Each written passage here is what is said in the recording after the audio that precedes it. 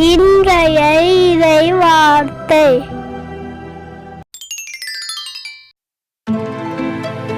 என் அன்பார்ந்த சகோதர சகோதரிகளே, இதை தெரிந்து கொள்ளுங்கள். ஒவ்வொருவரும் கேட்பதில் வேகமும் பேசுவதிலும் சினங்கொள்வதிலும் தாமதமும் காட்ட வேண்டும். தூய யாக்கோபு எழுதிய திருமுகம் அதிகாரம் 1 19வது இறை திருவசனம்.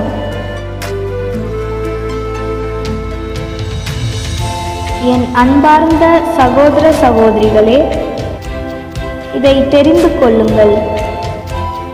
ஒவ்வொருவரும் கேட்பதில் வேகமும் பேசுவதிலும் சினங்கொள்வதிலும் தாமதமும் காட்ட வேண்டும்.